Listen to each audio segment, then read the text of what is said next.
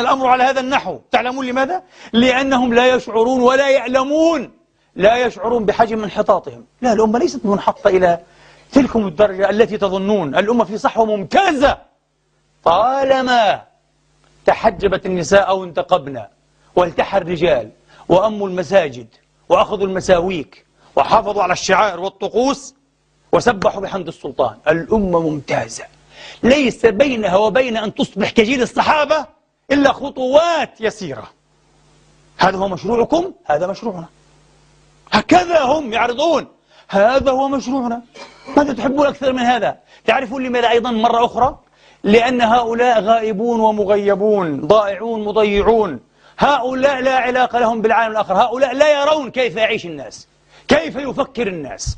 حتى الأجيال الشابة الآن من الشباب والشواب في الأمة العربية والإسلامية، هؤلاء لا علاقة حقيقية لهم بهم، لا يعرفون كيف يفكر هؤلاء، لا يعرفون العالم الوسيع المنداح الذي انفتح عليه أبناؤنا وبناتنا في الفكر والأدب والثقافة والفن والسياسة. لا يعرفون. كبيرهم أعظم رأس من هؤلاء في مصر، سأكون واضح، لن أحدد اسمه، لا أحب أن أجعلها شخصية، في محاضرة جماهيرية أمام ناس ومسجلة ونازلة على اليوتيوب ويا للعار، أنا أقول له سارع بحذفها، لكن سجلت مليون من سجلها. الرجل يطرح مقترحا بسيطا جدا لحل المشكلة الاقتصادي.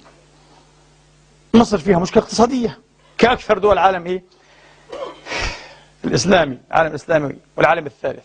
قال سهلة جدا جدا. كيف يا مولانا؟ كيف يا خبير، يا مفكر، يا مجدد، يا مصلح، يا العلامة، يا مولانا العلامة؟ كيف؟ ببساطة هكذا.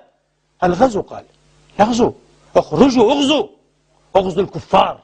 من الكفار اليوم؟ أوروبا، أمريكا اللاتينية، الهند، الصين، اليابان. هؤلاء الكفار جميل جدا، اغزوهم. وطبعا هو يفترض أنك ستخرج بسيفك الخشبي أو بالسواك وبالجلبية، ستغزو وستربح. العالم متوقف عند القرن الأول الهجري، ستربح بالسواك إن شاء الله تعالى، وبالمطاوي، ربما بالمطاوي وبأعمدة الخيم. تغزو العالم المترسن بالنووي والهيدروجيني وبالأسلحة الذكية التي يمكن أن تدمر بلدك وأهلك وهم يجلسون في مكانهم، يقزقزون اللب في مكانهم كما فعلوا بميلوشيفيتش أيها الإخوة بالأسلحة الذكية. اذهبوا واغزوا يقول. وبعدين يا مولانا طبعا القضية محسومة، لم يقل هذا بس محسومة، بدليل أنه قال ثم نعود كما كانوا يعودون، وكل واحد معاه كذا وكذا رأس، بهذا التعبير يتحدث عن قطعان من الماشية، كذا وكذا رأسا. معك 30 رأسا، نصهم رجالة نصهم حريم، بتبيع. اضرب، هكذا يقول، اضرب. جدول الضرب تعلمناه في الابتدائي، سهل العملية برضو، كلنا يعرف جدول الضرب مع القسمة. اضرب كل راس بكذا وكذا، مبلغ بيستاهل بحرز. ما هذا؟ شر البلية ما يضحك، شر البلية ما يضحك. سذاجة هؤلاء في الاقتصاد لا تضارعها إلا سذاجتهم في السياسة. الديمقراطية كفر وزندقة. أحد هؤلاء قبل حوالي 50 سنة وعارض بالعقلية التقليدية الرجعية، فهذه الرجعية فعلا عارض أيها الإخوة معارضة النظام الملكي القائم والدعوة إلى الجمهورية. عارض وتحمس. لماذا يا مولانا؟ قيل له لماذا تعارض؟ النغم الجمهورية هذه الطراز حديثه كويس، يعني أحسن، جربنا الملوك. قال لا، أعارض على أساس ديني. وين يا عبقري؟ يا عبقري السياسة الشرعية والفقه السياسي. قال لأن الله قال في كتابه تؤتي الملك من تشاء، ولم يقل تؤتي الجمهورية أو الجمهورية من تشاء. الله أكبر على الفقه السياسي، الله أكبر. وعلامة ومؤلفات ودروس 40 سنة يدرس الناس، وقد يظن فيه أتباعه أنهم من المصلحين المجددين المبعوثين على رأس المئة ليجددوا الدين.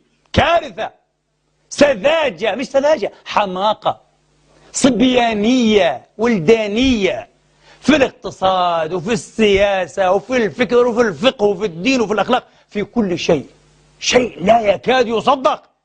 يا أمة ضحكت من جهلها الأمم. المعري من قديم قال أغاية الدين أن تحفوا شواربكم نفس النمط اللعين يتكرر من أيام المعري. حف الشوارب، كبر اللحى، أعفو اللحى، انتهت المشكلة.